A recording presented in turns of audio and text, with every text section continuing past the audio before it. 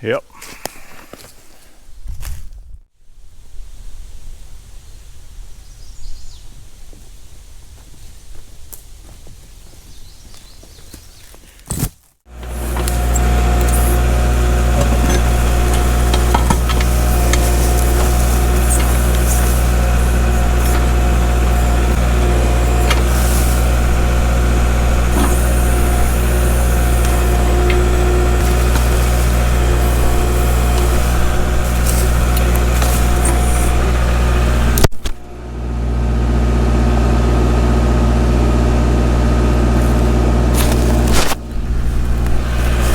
Thanks, buddy.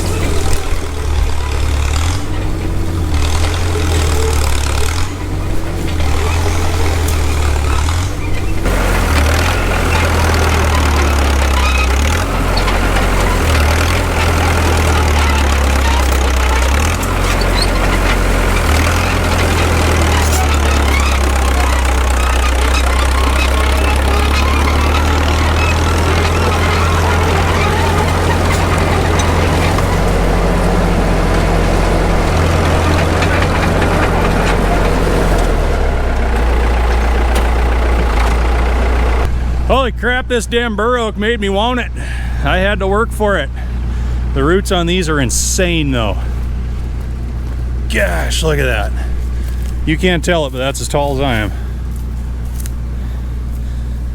Man, there's still, look at, there's still some big ones that go in down there.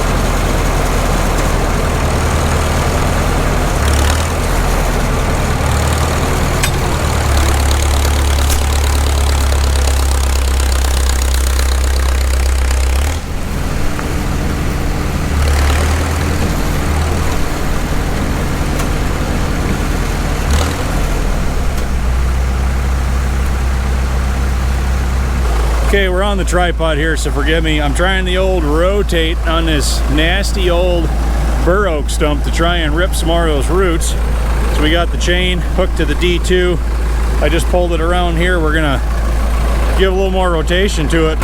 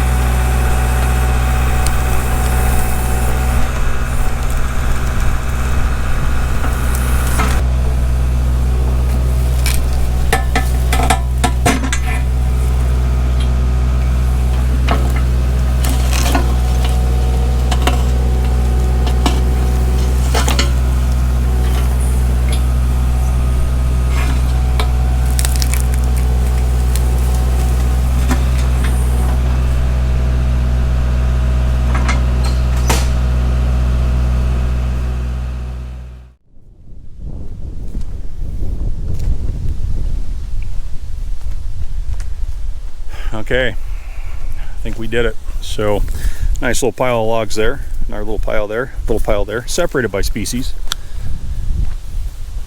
It's me. You guys know the routine by now, right? But yeah, I'll tell you what, we did everything we could with the weekend that we had, Saturday and Sunday. We were out here just ripping for all we were worth. So for me, it's pretty good progress. Sand knob is just about cleaned off. There's 3 trees left to go. One is this red oak right off the end of my finger. He's got to get out of the way.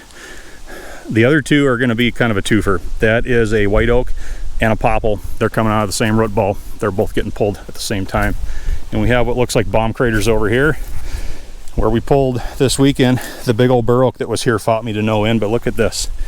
That's one root, okay? I can't even reach my hand across the top of that. He's still attached, and there were a lot of them. Oh, those bur oaks hold themselves in. And yeah, we've got rocks. There are rocks in this ground, so it's a good thing. I'd be a little bit nervous if there wasn't. I wouldn't know what to do. Finished off by pulling this basswood stump. The tractor loader is not able to tote that around, so that's going to wait until I have the cat rolling again, and that's not going to happen today. We got probably 30 minutes worth of daylight. It's going to be dark here, so get that going, and I'll push him down into the hollow down there where I've been putting the rest of that stuff. And yeah, I had a bright idea to get my burn pile away from up there and put it down here in the opening, and I think it's kind of become the opening. Bear in mind, I've thrown this stuff as high as I could throw it, and it goes back here a ways, man. Yeah, that's the back side of it right there. So we've thrown some tonnage in here. May take a little bit of a toll on the surrounding foliage when we light it up this winter, but work the wind right, I think we'll be all right. And I love it. I love it out here. I don't know if it's the exhaustion or borderline heat stroke or the fact that I stink like a wild animal right now, but carving my spot, man, in a place I love to be.